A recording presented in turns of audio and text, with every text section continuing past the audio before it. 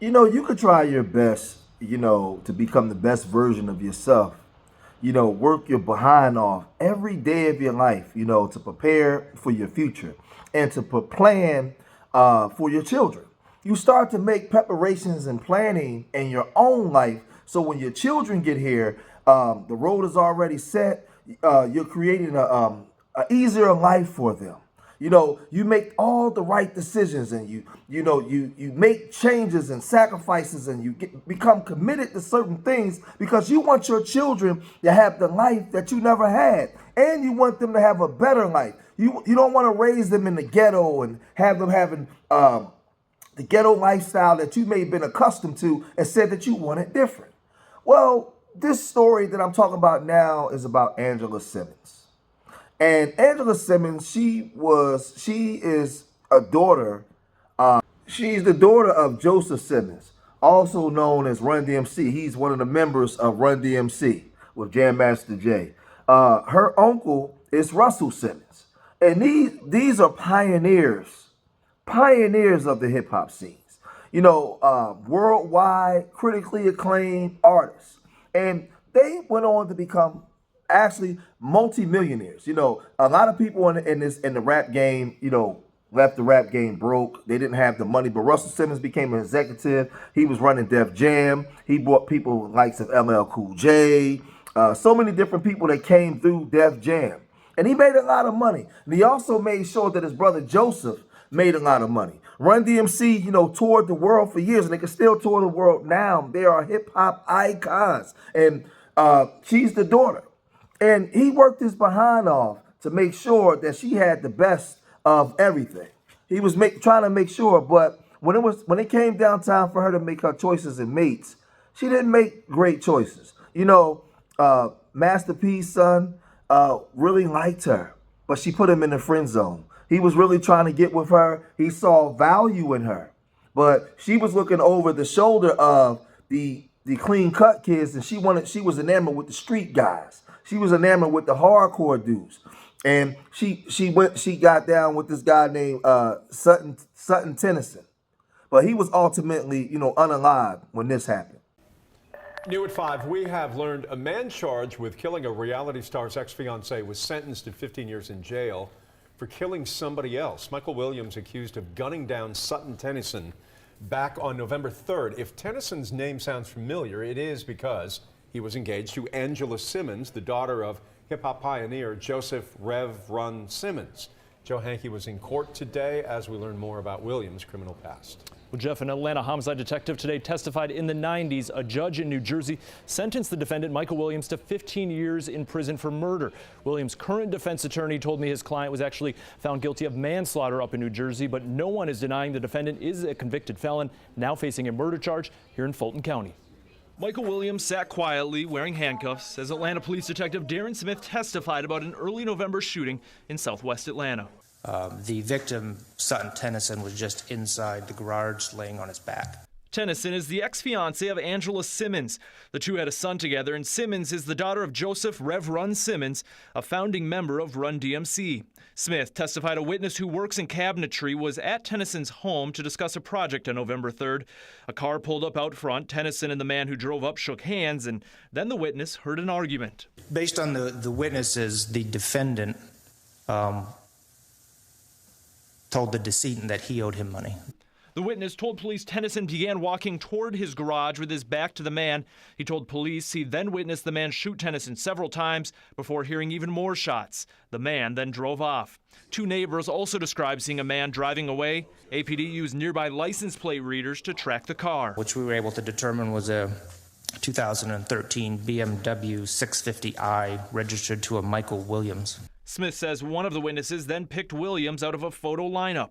He said he was certain that was the guy that jumped in the car. Williams turned himself in 4 days after the murder. In Williams' home, APD says it found multiple guns, but not the murder weapon.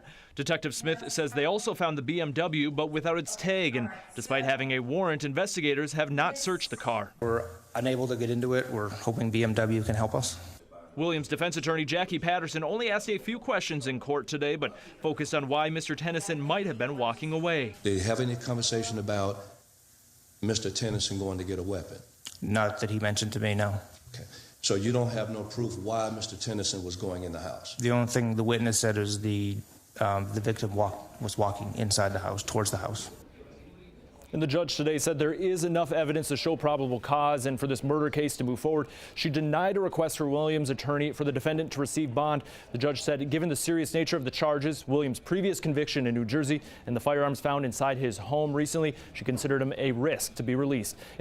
So Sutton Tennyson was ultimately unalived in his driveway of his home. You know, he was laying on his back, you know, by this guy, Michael Williams. And listen, I'm from the streets. You know, we know that this guy had been in jail before. The other guy had 15 years for manslaughter, but her child's father also been in prison. He was a street guy. Run didn't like him. He didn't want her to be with him. You know, he toured all his life. He worked his behind off to give his daughters the best life that he could possibly give them, and they're going backwards. They're going what Run was running away from, coming from Farmers Boulevard in Queens and all the things that went on in the 80s in Queens that they had to endure. Run was running from that, and his daughter's running back to it. So Sutton and Dad didn't get along, but then she got with Yo Gotti, and we know that Yo Gotti's brother's Big Jook and Yo Gotti's family. This is not alleged. You know, they come from a family of kingpins. When you look at the story of Yo Gotti's mom and her boyfriend and all this, man, it's just wild. But this is where she chose to go. Now, Big Jook was his older brother was also known for slinging them things, right? And he did time in the pen, and they had an ongoing beef with Young Dolph, who was also unalived, right? And he was online talking like this. Ain't no bitch beside two real niggas. Two real niggas with a pussy in the middle, man. Y'all don't do that, man. Don't fuck up our legacy. It's a pussy right here, y'all. Two gangsters. So, man. Hey, y'all. I'm finna start a GoFundMe, man. Cause I know a lot of you rap niggas fucked up out here, man. Can't do no shows. Ain't save no money. So guess what? I'm gonna come say today. I'm gonna come pay you niggas rent if y'all got somewhere to stay. I'll pay your car note. I'll pay your jewelry note so you won't get repoed. You feel me? Whatever else you renting or leasing, I'm gonna pay that shit. But when this shit break back over, I want 10% of what you make, nigga. I'm saving you in a crucial time, so don't think I'm trying to get over on you. Cause you know you don't want to get put out. That'll ruin your career. So just hit my DM, man. You know we ain't gonna put niggas' business out there. You know we ain't that tight. You feel me? We can put it in contract. This will never be talked about. You feel me? I'll be so far out the way that won't nobody even know the deal we made. You feel me? So after her child's father was unalive, and then she went back down into the gutter and got with Yo Gotti, you know, listen, she revealed that she was experiencing some issues with her son, because her son was asking family members and his grandmom and people, what happened to my daddy? He was asking these questions at 3 years old at that time. What happened to my daddy? Why my daddy not around? And she was upset because she said that the internet told her about the unaliving of his father before she was able to do it. But why would you have to do that? Like, you came from privilege. Why would you run down into the trash, right, to deal with that? So now you're dealing with Yo Gotti. Y'all got to go around in armored cars. Y'all not safe because there's an ongoing beef between his crew and that crew. And you immerse yourself right in the middle of that with your son, knowing that your son's father was also unalive due to street life. I mean, the mentality of these people. But let's listen to this right here. Calls me and she's like, I'm gonna give you a heads up. He's asking how his dad got murdered. And I'm like, oh my gosh, what? So he gets on the phone and he's bawling. He's like, I don't know why he's not here, but why would somebody shoot him? And then next thing you know, the next day he's like, someone murdered him. And I'm like, what are you looking at, baby? I'm like, you can't look online because there's too much online. I don't know what you're even feeding, but I just hated that the internet told my son before I can tell him. That is so annoying. Man, I was so bothered because he got the story and the narrative from online before I could even like sit him down and have that conversation. Because you know what? At 2 and 3, he was asking me like, what happened to my dad? And I was to say like a bad guy did something bad to him, you know, like I didn't like, how do you tell a kid that's 3 that what happened, you know? And he just kept asking, and he would ask his grandmother separately and other people like, so what happened? Like what? And he's only 3. So you gotta imagine 3, 4-year-old asking these questions, but we're like, he's not ready to hear this. Yeah, he's not able to process it. You know what I mean? That's the thing with the internet. The access is good, but then you have access to stuff that your mind mentally can't really metabolize. So now we hearing that she allegedly was supposed to was supposed to have broke up with Yo Gotti. You know, after the situation went on with the trial and all of this. But why would you put yourself in the middle of all of this, knowing this stuff was going on? You know, it shows immaturity, and it also shows that she's been spoiled all her life. She doesn't make great decisions. You know, Yo Gotti's restaurant, I think that his mother was running, was also sparked up. You know, people, you know, they sent some stuff over there and sparked up the restaurant last year. There's a lot of things that went on. His brother Big Jook was unalive at a funeral. When they was at the funeral for one of their family members, one of their uncles, or somebody that was also known for getting money, right? So this family is known for moving them stones from state to state. Look them up. This is what she chose to drop her angle or hitch her wagon to. Like it's crazy. And like I said, me coming from the streets, I worked my behind off to make sure that my youngest child, my son, doesn't have to live in a community where he sees an unalive body in the streets, where he has to duck under cars because when he's coming out of school, they're trying to unalive each other. So for his high school, I pay for him to go. I have to pay for him to go to school, thousands of dollars a year, right?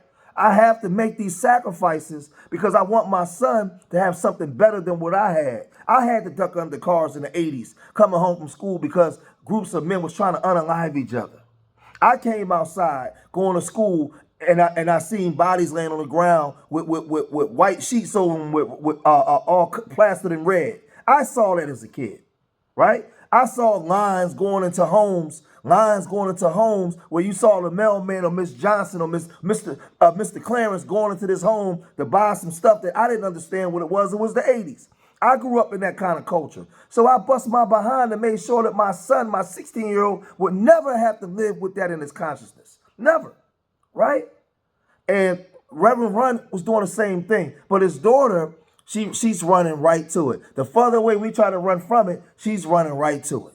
So she runs to it, and she has the devastation of having a child with a man that had a checkered past that was unalive. Now you with another man whose brother was just unalive because their families is engaged in a street beef.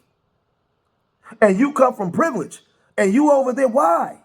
You can still love your people, but you don't have to put yourself in positions of harm or the underbelly, underclass that don't want to change. These people got millions of dollars and they still indulging in the effery. This is the stuff I've been talking about for years. Yo Gotti and his brother and his family got millions of dollars and they still immersed in street beefs where people are being unalived. And she wants to be around that with her son. I feel sorry for Run. I feel sorry for my brother Joseph Simmons, man. That's his baby girl, his daughter. Man, man. I'm gonna cut it short right there, man. I just feel sorry for her father, man. If you made it this far in the video, hit that like button, subscribe to Street Media TV, leave your comments in the comment section. Let me know what you guys think. Remember, I love y'all. Till the next time, peace.